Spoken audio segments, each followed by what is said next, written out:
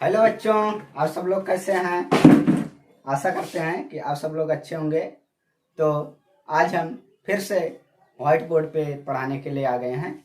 थोड़ा बीच में परेशानियां थी, बारिश का मौसम था, इसीलिए अच्छे से इस पे नहीं आता बोर्ड पे, लाइट की कमी होती। तो आज हम फिर से बोर्ड पर आप लोगों को पढ़ाने के लिए आ गए हैं।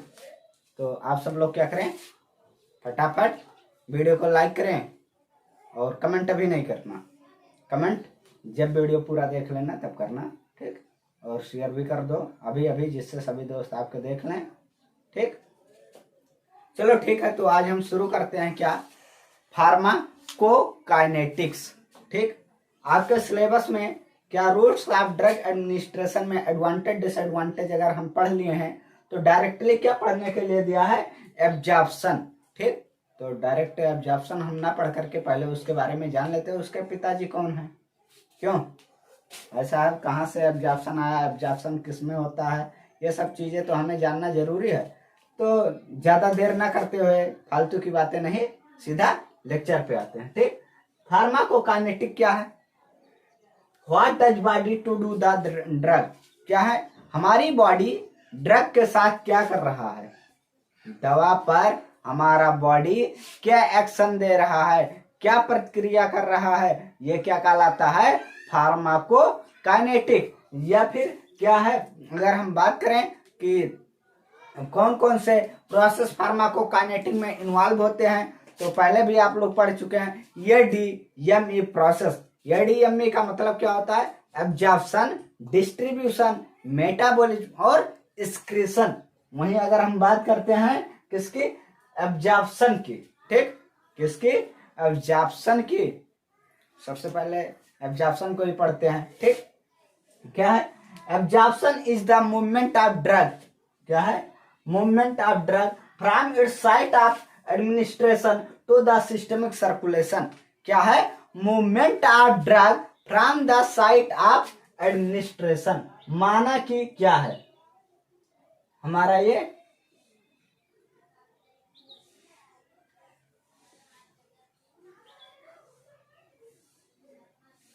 हाथ है, ठीक, माना कि ये हमारा क्या है, हाथ है, हमारा ही मान लो, आप लोग अपना मत मानना, ठीक। और यहाँ पर हम क्या कर रहे हैं, दवा का एडमिनिस्ट्रेशन कर रहे हैं, या क्या कर रहे हैं, एप्लीकेशन, ठीक। अब यहाँ से दवा कहाँ पर जाएगा, हमारी सिस्टमिक सर्कुलेशन में, ठीक है, ब्लड सर्कुलेशन में। तो क्या है, absorption is the movement of drug from its site of administration to the systemic circulation. जब हम दवा का एप्लीकेशन जिस साइट पर करते हैं, उस साइट से दवा कहां पर पहुंचे, आपके ब्लड स्ट्रीम तक पहुंचे, सिस्टमिक सर्कुलेशन तक पहुंचे, तो ये प्रोसेस क्या कहलाता है, एब्जॉर्प्शन, ठीक। जैसे अभी बरसात का मौसम हो रहा है, अगर हम देखते हैं तो कभी कभी पानी कहाँ तक आ जाता है, बाहर की दीवार पर बरसात की वजह से वहां से रिसाव होकर के पानी अंदर तक आ जाता है। अंदर को हम क्या, अगर ब्लड वेसल्स मान लें रूम को, तो कहाँ पर आ गया पानी, आपके रूम में आ गया, ठीक। तो इसी तरह से बाहर का वातावरण जो आपका हुआ, वो क्या है, आपका साइट ऑफ एडमिनिस्ट्रेशन, जहां पर पानी आकर के पड़ा, ठीक। उसके बाद क्या है आपका, क्या, सिस्टमिक सर्कुलेशन। मान लिया जाए डायरेक्टली हम लिखें साइट ऑफ एडमिनिस्ट्रेशन, ठीक, और यहां डायरेक्ट लिख दें सिस्टमिक सर्कुलेशन, ठीक। क्या है, साइट ऑफ एडमिनिस्ट्रेशन से सिस्टमिक सर्कुलेशन में सीधा पहुंचना क्या है, आपका एब्जॉर्प्शन, ज्यादा कुछ नहीं, समझ लो। भाषा तो बना ही लोगे, फर्स्ट ईयर के पास कर लिए हो तो सेकंड ईयर में तो आप इतना पता ही हो गया कैसे लिखना। एब्जॉर्प्शन मींस क्या, absorption means reaching of drug into blood vessels for further distribution. क्या है, एब्जॉर्प्शन का मतलब ड्रग का कहां पहुंचना, ब्लड वेसल्स में, ठीक। किसके लिए एब्जॉर्प्शन हुआ आपका ड्रग, तो कहां पर पहुंचा, ब्लड वेसल्स में पहुंचना एब्जॉर्प्शन है। और किस लिए पहुंचता है, फर्दर डिस्ट्रीब्यूशन के लिए। भाई साहब ब्लड में पहुंच गया तभी तो वो डिस्ट्रीब्यूट होगा पूरी बॉडी में, नहीं तो नहीं हो पाएगा। अगर ब्लड वेसल्स में नहीं जाता, सिस्टमिक सर्कुलेशन में नहीं जाता है, तो आपका ड्रग लोकल एक्शन शो करता है, सिस्टमिक एक्शन नहीं शो करता है। जब ब्लड स्ट्रीम के थ्रू क्या होगा, सिस्टमिक सर्कुलेशन होगा, तो सिस्टमिक एक्शन भी शो करेगा। अनटिल ड्रग इज एब्जॉर्ब, जब तक दवा एब्जॉर्ब नहीं होगा, it will not be able to produce its effect. क्या है, जब तक दवा एब्जॉर्ब नहीं होगा, किसी तरह का यह इफेक्ट नहीं शो कर पाएगा। यह अब उसकी क्या है, एबिलिटी नहीं है कि वह क्या करे, इफेक्ट शो करे। भाई साहब लगा दिए, हाथ पे दवा लगा दिए यहाँ पर, और ये एब्जॉर्ब नहीं हो रहा है, वहीं पर पड़ा। एब्जॉर्ब होता तो यहाँ आ जाता, लेकिन अब ये ऊपर का ऊपर पड़ा है, कोई मतलब ही नहीं है। क्या सिस्टमिक एक्शन मिलेगा? नहीं मिलेगा। क्यों मिलेगा? पानी ऐसे हाथ में लिए रहो, एब्जॉर्ब नहीं होगा तो कोई मतलब होगा? पॉलीथीन लगा लो, पॉलीथीन पे रख दो, एब्जॉर्प्शन होगा? नहीं, नहाए पॉलीथीन लगा के नहा लो, क्या दिक्कत है? कोई दिक्कत नहीं। ठीक, तो क्या है, जब तक दवा एब्जॉर्ब नहीं होगा तब तक वो किसी तरह का एक्शन नहीं शो करेगा। Absorption of drug is important, इसीलिए क्या है यहाँ क्या है, so absorption of drug is important, इसीलिए एब्जॉर्प्शन ऑफ ड्रग महत्वपूर्ण है, जिससे कि क्या हमें इफेक्ट मिल सके। ठीक, it is obviously done by body. क्या यह कैसे डन होता है, एब्जॉर्प्शन कैसे होता है? बॉडी के द्वारा होता है। ठीक, अगर हम बात करें कि हमारी ड्रग जो है, अगर हम उसको एडमिनिस्टर्ड करते हैं तो किस फ्लो चार्ट के अनुसार कैसे कैसे वह एब्जॉर्प्शन होता है, उसका इफेक्ट कैसे मिलता है, इस चीज को हम देख लेते हैं। ठीक, अगर हमने ड्रग को माना कि कहाँ से लिया, माउथ से लिया, क्योंकि ये क्या है, कॉमन रूट है फॉर द ड्रग एडमिनिस्ट्रेशन। दवा को कहाँ लिया, ये हमारा मान लिया जाए क्या है, टेबलेट है या कोई कैप्सूल ही होता, कुछ भी होता। अगर हम ओरली लिए तो क्या के वो मुंह में एडमिनिस्ट्रेशन हुआ, एडमिनिस्ट्रेशन के बाद वो कहाँ पर आया, आपके स्टमक में, स्टमक में आया, डिसइंटीग्रेशन हुआ, ये आपका था दवा। ठीक, दवा टूटा दो पार्ट में, दो ही नहीं कई पार्ट हो सकते हैं, ऐसा नहीं है। ठीक, ये धीरे धीरे छोटे छोटे टुकड़ों में टूट जाएगा। जब ये डिसइंटीग्रेशन हो जाएगा कहाँ पर, स्टमक में। ठीक, स्टमक में डिसइंटीग्रेशन होने के बाद डिजोल्यूशन होगा, कहाँ, स्टमक में ही। डिजोल्यूशन मतलब क्या होता है, डिजॉल्व। अब वह क्या होगा, पूरी तरह से डिजॉल्व हो जाएगा। फिर क्या होगा, जब डिजॉल्व हो जाएगा तो कहाँ पर पहुंचेगा, इंटेस्टाइन में। कहा, इंटेस्टाइन में। इंटेस्टाइन में पहुंचने के बाद वो क्या होता है, एब्जॉर्ब होना लगता है, और जब एब्जॉर्ब होता है तो कहां पर पहुंचता है, आपका ड्रग ब्लड में। यहाँ पर आपकी दवा अब क्या है, माइन्यूट मतलब एकदम डिजॉल्व होकर के पूरी तरह से कहां पर पहुंच गई, ब्लड में, मतलब आपके ब्लड वेसल्स में पहुंच गई। वहां से ब्लड वेसल्स से अब क्या होगी, आपकी दवा डिस्ट्रीब्यूट होगी। अभी यहाँ हम बताए थे क्या, ब्लड वेसल्स फर्दर डिस्ट्रीब्यूशन। ठीक, तो इस तरह से अब क्या होगा, आपका ड्रग डिस्ट्रीब्यूट होगा। डिस्ट्रीब्यूट कहां पर होगा, टिश्यू में। ठीक, कहां तक, आपकी बॉडी टिश्यू में। और जब बॉडी टिश्यू में जाएगा तो वहां पर क्या होगा, ड्रग का मेटाबॉलिज्म होगा। ठीक, ये बॉडी टिश्यू में और प्लाज्मा सब में ये डिस्ट्रीब्यूट होता रहता है। और क्या होता है, मेटाबॉलिज्म होता है। मेटाबॉलिज्म अगर होता है तो क्या बनते हैं, मेटाबोलाइट्स बनते हैं। और वो मेटाबोलाइट्स क्या होते हैं, इलिमिनेट कर दिए जाते हैं। इलिमिनेट किसके द्वारा होता है, फेकस, यूरिन और बाइल के थ्रू होता है। यही बीच में आपका क्या है, एब्जॉर्प्शन के बाद क्या मिलता है, ड्रग का इफेक्ट मिलता है। डिस्ट्रीब्यूशन के बाद एब्जॉर्प्शन डिस्ट्रीब्यूशन कहीं भी मिल सकता है जैसा उसका एक्शन हो, बट इलिमिनेशन के बाद तो नहीं मिलेगा। ठीक, अगर हम वही बात करें कि हमारा फ्लो चार्ट तो हो गया, तो ये किसके लिए था, ओरल रूट के लिए बाबू, ये नहीं पैरेंटरल के लिए। ठीक, इसीलिए क्या दिए हैं, note, drug given by other than oral route. क्या, दवाएं जो ओरल रूट के अलावा किसी और रूट से दी जाती हैं, directly reach to the systemic circulation. Directly कहां पर पहुंच जाती हैं, सिस्टमिक सर्कुलेशन में। And they do not need to get disintegrated because they are already in liquid form. क्या है, जो दवाएं ओरली नहीं दी जाती हैं वो क्या होते हैं, डिसइंटीग्रेशन उनकी जरूरी नहीं होता। भाई साहब वो तो लिक्विड में ही होगा ना, क्यों, उसके डिसइंटीग्रेशन की किसी तरह की जरूरत नहीं होती है। वो खुद ब खुद क्या होता है, लिक्विड फॉर्म में होता है, या मान लिया जाए पाउडर फॉर्म में भी हो तो उसके लिए कोई विशेष जरूरत नहीं होती, क्योंकि वो छोटे छोटे पार्ट में होते हैं। ये नहीं बड़ा सा, इतना बड़ा सा टेबलेट है। ठीक, तो आपका क्या है, नोट भी इसको जरूर याद रखना, क्योंकि ये फ्लो चार्ट जो आपका है ये किसके लिए है, ओरल रूट के लिए है। ठीक, तो हम इसके आगे पढ़ते हैं।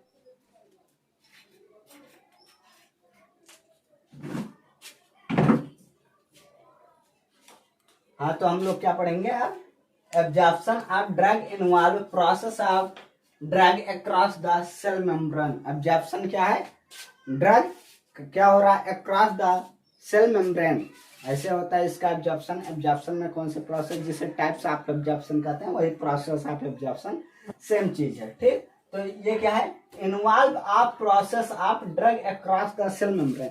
इसमें सेल मेम्ब्रेन के थ्रू क्या होता है, ड्रग का एब्जॉर्प्शन होता है। एब्जॉर्प्शन इन्वॉल्व 3 प्रोसेस, कितने, 3।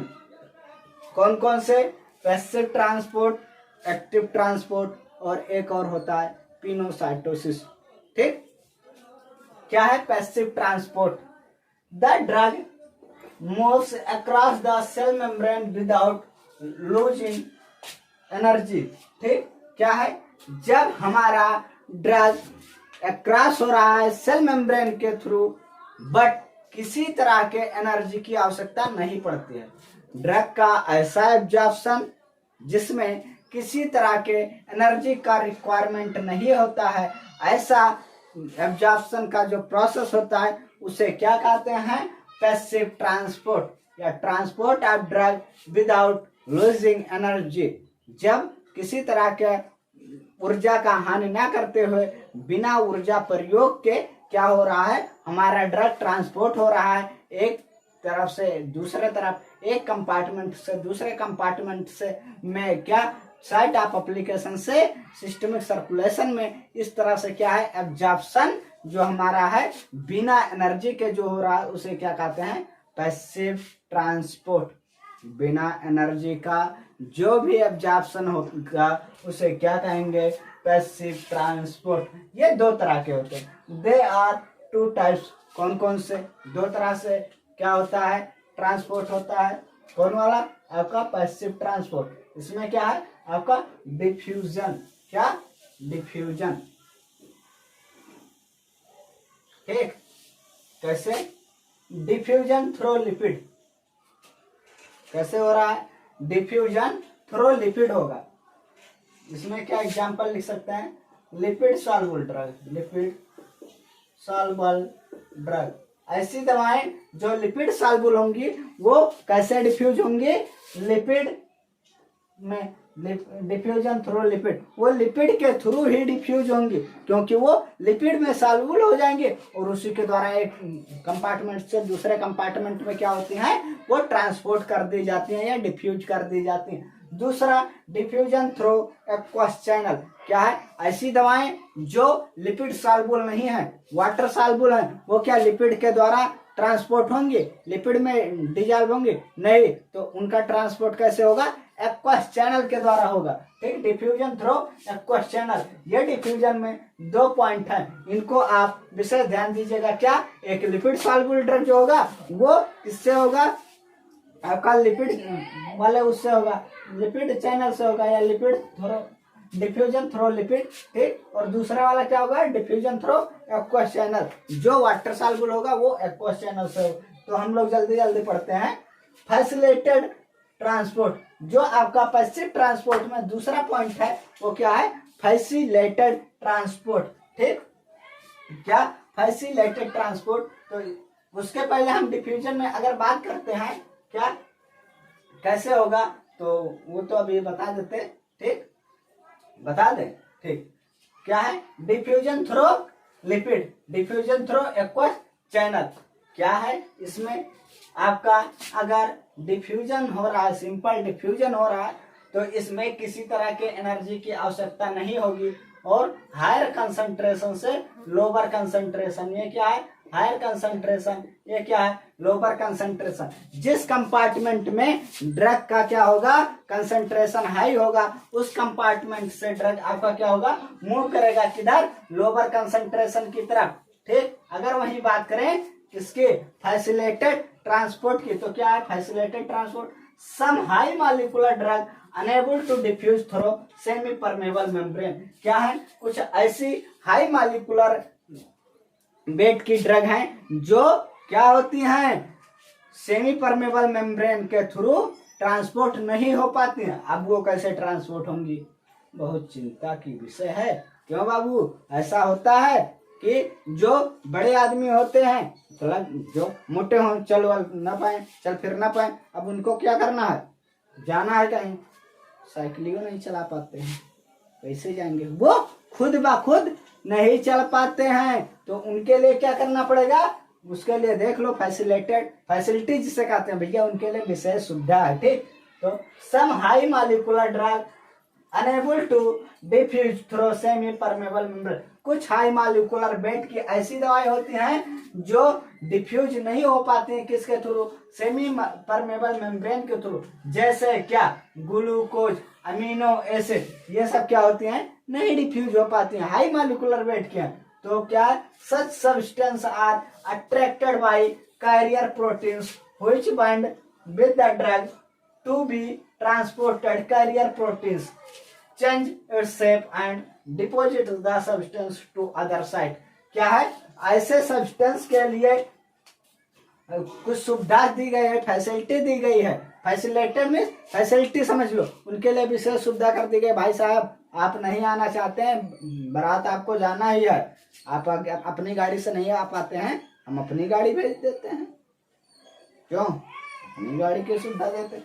तो क्या करता है such substance are attracted by carrier proteins, ये कैरियर प्रोटीन से क्या होते हैं अट्रैक्ट होते हैं। ठीक, which bind with the drug, जो दवा के साथ बाइंड कर जाता है, टू बी ट्रांसपोर्टेड, वो कैरियर प्रोटीन क्या होते हैं खुद ट्रांसपोर्ट होते हैं।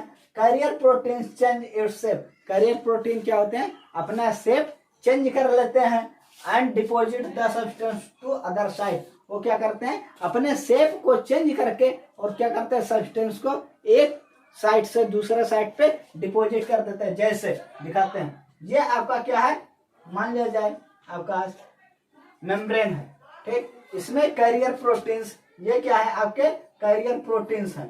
ठीक, माना कि आपका जो ड्रग है वो ड्रग ये है, ऐसे बनाते हैं। ठीक, अब ये दवा क्या हुआ यहां से एंट्री किया, ठीक, तो ये इस तरह से था, नॉर्मल जो होता है नॉर्मल इस तरह दिखता है। ठीक, यहाँ पर जब ये एंट्री किया तो ये कैरियर प्रोटीन्स हैं, ये क्या होते हैं थोड़ा ओपन हो जाते हैं, अपने शेप को चेंज करते हैं, आपका ड्रग क्या होता है फाइनली यहाँ पहुंच जाता है। ठीक, यहाँ पे आपका ड्रग पहुंचा, अब भी क्या है शेप इसका चेंज हुआ, यहाँ पर क्या था खुला था, शेप चेंज हुआ। फिर जब ये ड्रग आगे बढ़ता है तो आपका क्या है ये शेप नीचे की तरफ ओपन हो जाता है और फाइनली क्या होता है हमारा ड्रग यहाँ पहुंच जाता है। कितना अच्छा है, क्यों भाई साहब कैरियर की जरूरत बहुत जरूरी है। कभी कभी क्या होता है कि कोई कहता हम बाराते नहीं लेंगे, अब उनके लिए क्या करते अट्रैक्ट जिससे वो हो, तो क्या करते कहते मेरे भैया ऑर्केस्ट्रा का नाच है, वो क्या हुआ अट्रैक्ट हुआ, ऑर्केस्ट्रा नाच देखे जा ही है, अब वो क्या हुआ आ गया। ठीक, नाच के साथ उसको भी भेज दो, भैया तुम उन्हीं के साथ जाओ बारात, बारातियों जाए पहुंच गए। ठीक, शायद सब अपना चेंज किया है, अरे जो मोटे उटे थे वो भी थोड़ा सोचेंगे पेट वोट अंदर करे रहे, पता ना चले किसी को, क्यों। तो अगला हम अगर बात करते हैं कौन सा प्रोसेस है, तो दूसरा एक्टिव ट्रांसपोर्ट। आपका क्या हुआ पैसिव ट्रांसपोर्ट खत्म हुआ, एक्टिव ट्रांसपोर्ट ये सीधा का सीधा उल्टा किसका है पैसिव ट्रांसपोर्ट का। पैसिव ट्रांसपोर्ट में किसी तरह का एनर्जी की आवश्यकता नहीं होती थी, बट इसमें क्या है एनर्जी की आवश्यकता पड़ती है, पड़ेगी कि नहीं पड़ेगी बाबू। क्या? जैसे the drug moves across the cell membrane by utilising energy. क्या है? इसमें दवा सेल मेम्ब्रेन को क्रॉस करेगी। कैसे? एनर्जी को यूटिलाइज करके, एनर्जी का उपयोग करके। बिना एनर्जी का ये नहीं चलेगा। ठीक? मतलब कहते हैं भैया हम घर अब तभी जाएंगे जब हमारी बीवी को भेज देंगे आप, क्योंकि वो उसके लिए क्या है? एनर्जी है। क्या है? ग्लूकोन डी है बाबू। तो क्या करते हैं? उसको जाने के लिए क्या करते हैं? एनर्जी की आवश्यकता पड़ती है कि जब तक एनर्जी नहीं मिलेगी तब तक हम जाने वाले नहीं है। तो उसके लिए क्या, ऐसे ट्रांसपोर्ट के लिए एनर्जी की आवश्यकता पड़ती है। जैसे भाई साहब क्या है, अगर आप बाइक से जा रहे हैं उसमें एनर्जी की आवश्यकता पड़ेगी कि नहीं? वो एनर्जी किस फॉर्म में? आप पेट्रोल फ्यूल के फॉर्म में देते हैं। ठीक? तो इसी तरह से इसमें भी एनर्जी की आवश्यकता पड़ती है। Sometimes it also require carrier protein. Energy के साथ साथ है भैया कैरियर प्रोटीन भी जरूरत पड़ सकता है कभी कभी। ठीक? Only drug related to natural metabolites are transported by this process. कौन सी दवाएं एक्टिव ट्रांसपोर्ट के थ्रू ट्रांसपोर्ट होती हैं? सिर्फ नेचुरल मेटाबोलाइट्स। ठीक? कौन? नेचुरल भैया, वो प्राकृतिक है, तभी तो एनर्जी उसको जरूरत है। हम तो इनएक्टिव बैठे थे, हम उठबे नहीं करेंगे। बात हम उठबे नहीं करेंगे, बैठे हम कहीं नहीं जाने वाले भैया। हमको क्या चाहिए? एनर्जी देंगे। हम इनएक्टिव हैं, हमको क्या करेंगे? एनर्जी देंगे तब हम उठेंगे। ठीक? तो क्या है?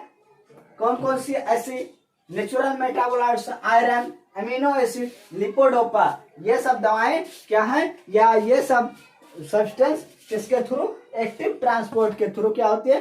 ट्रांसपोर्ट होती है। जैसे आप देख सकते हैं यहाँ पर क्या है, हमारा ये सब्सटेंस है, ये आपका क्या है? एक चैनल बना है। ठीक? और ये हमारी क्या है? एनर्जी। जब एनर्जी लॉस होगी यहाँ पर तब ये क्या होगा? हमारा ड्रग मूव करेगा, यह सब्सटेंस मूव करेगा और दूसरे कंपार्टमेंट में जाएगा। ठीक? ये आउटसाइड, ये इनसाइड। ठीक? इनसाइड क्या हुआ? पैसिव ट्रांसपोर्ट और एक्टिव ट्रांसपोर्ट। हम तीसरे प्रोसेस की बात करते हैं एब्जॉर्प्शन के, तो क्या आता है? पिनोसाइटोसिस। पिनो, इसमें क्या है? पिन चुभाते हैं तो क्या होता है? डायरेक्ट नहीं चुभती ना, ऐसे चुभाते हैं तो क्या होता है? हल्का सा क्या होता है? दब जाता है। तो ये क्या है? जब यहाँ पर माना कि हमने पिन चुभाया तो ये क्या हुआ? दब गया। ठीक?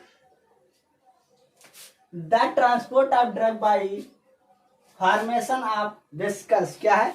इसमें ड्रग का ट्रांसपोर्ट कैसे होता है? वेसिकल्स का फॉर्मेशन होता है। ठीक? The proteins and micromolecule are transported by this process. Pinocytosis के द्वारा किसका किसका ट्रांसपोर्ट होता है? प्रोटीन और माइक्रोमॉलिक्यूल्स जो बड़े साइज में होते हैं, इनका ट्रांसपोर्ट पिनोसाइटोसिस के द्वारा होता है, जिसमें क्या होता है? वेसिकल्स का फॉर्मेशन होता है और यही वेसिकल्स क्या होते हैं? बाद में सेपरेट हो जाते हैं और ड्रग का क्या होते हैं? ट्रांसपोर्ट करा देते हैं। Factor affecting drug absorption. उसके पहले हम पिनोसाइटोसिस के बारे में जान लेते हैं। माना कि हमारा ये क्या है? ड्रग है। अब ये ड्रग कहाँ पे आ गया? अभी ये ओपन है, ये ड्रग आया यहाँ पर। ठीक? या यहीं पर देख लेते हैं, ये ड्रग अभी यहाँ पे एंट्री कर गया। ठीक? ये यहाँ पे कहाँ आया? यहाँ, फिर आ गया यहाँ, इसको क्या कर दिए? ऐसे। ठीक? ये ड्रग कहाँ आ गया? यहाँ। ठीक? फाइनली ये यहाँ से टूट गया और कहाँ आ गया? यहाँ। ठीक? आपका ड्रग ये एक वेसिकल्स है। ये क्या है? वेसिकल्स है। ये आपका क्या है? ड्रग है। ठीक है? और ये क्या है? सेपरेट वेसिकल्स है। सेपरेट वेसिकल्स है। ठीक? ये तो आपका क्या हुआ? प्रोसेस ऑफ एब्जॉर्प्शन या मैकेनिज्म ऑफ एब्जॉर्प्शन। इसके अलावा अगर हम बात करते हैं फैक्टर अफेक्टिंग ड्रग एब्जॉर्प्शन, कौन कौन से ऐसे फैक्टर हैं जो ड्रग के एब्जॉर्प्शन को इफेक्ट करते हैं, जो ड्रग के एब्जॉर्प्शन को किसी तरह से बाधित करते हैं या बढ़ाते हैं। तो क्या है? Physical state. अगर बात करें ड्रग के फिजिकल स्टेट की, ठीक, क्या ड्रग का फिजिकल स्टेट किस तरह से ड्रग के एब्जॉर्प्शन को इंटरफेयर करता है। अगर हम बात करते हैं फिजिकल स्टेट में, drug in the form of liquid are well absorb than solid. ठीक, क्या है? जो दवाएं लिक्विड फॉर्म में होंगी वो अच्छे से एब्जॉर्ब होंगी, किसके अपेक्षा? सॉलिड की अपेक्षा। ठीक, अगर हम वहीं दूसरे पॉइंट की बात करें, crystalloid are more readily absorb than colloid. अगर वह मॉलिक्यूल्स, वह पार्टिकल क्रिस्टलाइड फॉर्म में है तो वह तेजी से एब्जॉर्ब होगा, रेडली एब्जॉर्ब होगा। बट अगर कोलाइडल फॉर्म में है तो स्लो एब्जॉर्ब होगा, किसके अपेक्षा? क्रिस्टलाइड की अपेक्षा। तो अगर हमें एब्जॉर्प्शन अच्छे से चाहिए तो क्या लिक्विड फॉर्म के साथ साथ क्रिस्टलाइज फॉर्म में हमें ड्रग को क्या करना होगा? बनाना होगा। ठीक, वहीं अगर बात करें पार्टिकल साइज की, तो smaller the particle size better is the absorption. भाई साहब, स्मॉल पार्टिकल साइज है, छोटे छोटे हैं तो उनका एब्जॉर्प्शन क्या होगा? फास्ट होगा। बड़े का कहां से होगा? घुसाओगे जबरदस्ती नहीं, छोटे छोटे हैं, हवा के साथ भी उड़ रहे हैं, देखते हैं छोटे छोटे पार्टिकल्स। ठीक, तो क्या है? दवा तो हवा के साथ उड़ नहीं रहा है, बट क्या छोटे छोटे पार्टिकल का एब्जॉर्प्शन फास्ट होता है, किसके अपेक्षा? बड़े पार्टिकल्स की अपेक्षा। अगर वहीं बात करें कंसंट्रेशन की, तो क्या higher concentration form of drug are quickly absorb than dilute solution. अगर हायर कंसंट्रेशन है तो आप फास्ट एब्जॉर्प्शन शो करेगा, देन किसके? डाइल्यूट सॉल्यूशन के। अगर भाई साहब ज्यादा है, ठीक, अगर आपके पास पैसे ज्यादा हैं तो आप कोई सामान जल्दी से खरीद सकते हैं। क्यों? अपना पैसा जल्दी से दे देंगे। जो गरीब है बेचारा वो किसी से मांगने जाएगा, उसके पास खुदे नहीं है। तो माना कि वो छोड़ दो, अगर कंसंट्रेशन ग्रेडियंट के आधार पे तो क्या होता था? ट्रांसपोर्ट होता था। क्यों? हायर कंसंट्रेशन से लोअर कंसंट्रेशन। तो हमारी बॉडी में लोअर कंसंट्रेशन अगर है तो हम हायर कंसंट्रेशन वाले ड्रग को अप्लाई करेंगे तो जल्दी से एब्जॉर्प्शन होगा। और अगर ये भी लोअर कंसंट्रेशन कर दिया अपना ड्रग और उससे अगर कहीं हाई हो गया हमारा अंदर का कंसंट्रेशन, तो क्या होगा? एब्जॉर्प्शन होगा? नहीं होगा। बट अगर बराबर है, थोड़ा बहुत अंतर है, ये थोड़ा क्या है, इससे ज्यादा है, थोड़ी थोड़ी होगी, लेकिन अगर जितना ज्यादा कंसंट्रेट हमारा ड्रग होगा उतना फास्ट एब्जॉर्प्शन होगा। ठीक, अगर बात करें सॉल्युबिलिटी की, किसकी? सॉल्युबिलिटी किस तरह से ड्रग के एब्जॉर्प्शन को इफेक्ट करती है, तो lipid soluble drug are well absorb than water soluble drug. क्या है? अगर हमारी ड्रग जो है वो लिपोफिलिक है, लिपिड सॉल्युबल है, तो उसका एब्जॉर्प्शन क्या होगा? फास्ट होगा, किसके अपेक्षा? वाटर सॉल्युबल की, क्योंकि हमारी सेल मेम्ब्रेन किसकी बनी होती है? लिपिड बाइलेयर की बनी होती है। इसीलिए क्या होता है? एब्जॉर्प्शन जो होता है वो लिपोफिलिक ड्रग का फास्ट होता है। अगर बात करें एब्जॉर्बिंग सरफेस की, कि हमारा जहां पर ड्रग को एब्जॉर्प्शन होना है उसका सरफेस किस तरह से ड्रग को एब्जॉर्प्शन में इफेक्ट करता है, ड्रग एब्जॉर्प्शन को किस तरह से इफेक्ट करता है। तो क्या drug can be better absorb from the small intestine than stomach. क्या है? स्मॉल इंटेस्टाइन में ज्यादा एब्जॉर्प्शन होता है, किसकी अपेक्षा? स्टमक की अपेक्षा। अब भाई साहब कोई सोच रहे होंगे, ऐसे बता रहे हैं स्मॉल इंटेस्टाइन में ज्यादा है और स्टमक में कम। इसका कारण भी बता देते हैं। स्मॉल इंटेस्टाइन देखते हैं घूम घूम के कितना बड़ा सा है, उसमें सरफेस एरिया ज्यादा मिलता है एब्जॉर्प्शन के लिए। जितना ज्यादा सरफेस एरिया होगा उतना ज्यादा क्या होगा? एब्जॉर्प्शन होगा। जबकि स्टमक में क्या है? एक जगह ऐसे है ये। ठीक, अब इतने में क्या एब्जॉर्प्शन हो जाएगा भाई? यहीं तक तो आ रहा है, यहीं तक तो, और उसमें ये लो यहां से घूमते इतना घूमेगा कि एब्जॉर्प्शन होना ही होना है उसको। तो सरफेस एरिया जितना ज्यादा मिलेगा उतने ज्यादा एब्जॉर्प्शन होगा। ठीक, अगर वही बात करें पीएच ऑफ ड्रग की, तो एसिड की मतलब पीएच जो है वो कैसे ड्रग के एब्जॉर्प्शन को इफेक्ट करता है। ठीक, तो acidic drug are better absorb from the stomach. क्या है, एसिडिक ड्रग जो होते हैं वो स्टमक में अच्छे से एब्जॉर्ब होते हैं, लेकिन अगर बेसिक ड्रग है तो वो स्टमक में एब्जॉर्ब अच्छे से नहीं होगा। बेसिक ड्रग को कहाँ जाना पड़ेगा, स्मॉल इंटेस्टाइन में, वहां पर जाकर के क्या होगा, बेसिक ड्रग का एब्जॉर्प्शन होगा, ना कि स्टमक में। आयोनाइजेशन की अगर बात करें, किसके, आयोनाइजेशन, अगर हम पीएच वाले में बात करें तो जो सेल्सियस होते हैं ये एसिडिक ड्रग होती है और इसका एब्जॉर्प्शन कहाँ पे होता है, हमारे स्टमक में हो जाता है। जबकि अगर एफेड्रिन की बात करें तो ये कहाँ पे होता है, इंटेस्टाइन में होता है। अगर वही बात करें आयोनाइजेशन की तो अनआयोनाइज्ड ड्रग, क्या, unionised drug are lipid soluble, क्या है, अनआयोनाइज्ड ड्रग क्या है, लिपिड सॉल्युबल। और ऊपर हमने क्या पढ़ा था, क्या पढ़ा था, lipid soluble drug are well absorb, drug in the form of liquid as well absorb, ठीक। यहाँ दिख नहीं रहा, कहाँ गया, ठीक, यहाँ सॉल्युबिलिटी में lipid soluble drug easily absorb, और यहाँ क्या कह रहा है, आयोनाइजेशन में unionised drug are lipid soluble.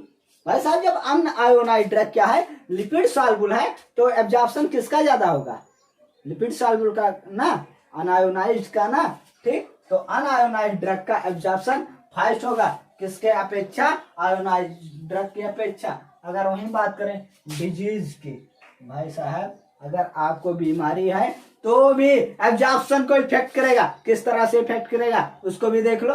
अगर आपके गट में किसी तरह का क्या है, बीमारी है, जैसे माल एब्जॉर्प्शन की प्रॉब्लम है, डायरिया है, अब क्या होगा, माल एब्जॉर्प्शन हो तो वहां पे एब्जॉर्प्शन होगा, नहीं होगा, पहले से कुछ भरा पड़ा है, होगा ही नहीं बाबू, ठीक। डायरिया है, फटाफट इधर से डाले उधर से निकाले, इधर से डाले उधर से निकाले, अरे वहां रुकेगा तब तो एब्जॉर्प्शन होगा।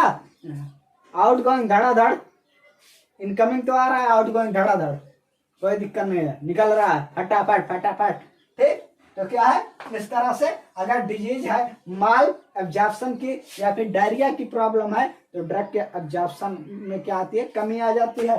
अगर बात करें प्रेजेंस ऑफ अदर एजेंट, अगर कोई अन्य एजेंट प्रेजेंट है, आप दवा ले रहे हैं उसके दौरान अगर कोई और है तो क्या वो भी इफेक्ट करेगा, बिल्कुल करेगा। अगर आप मार्केट में जाते हैं आपके साथ दलाल लग गया तो, लगते हैं दलाल, ठीक, तो आपका नुकसान हो जाता है, और कभी कभी आपका फायदा भी करा देते हैं, क्यों, कभी कभी दलाल आपका फायदा भी करा देता है, कभी कभी नुकसान भी करा देता है।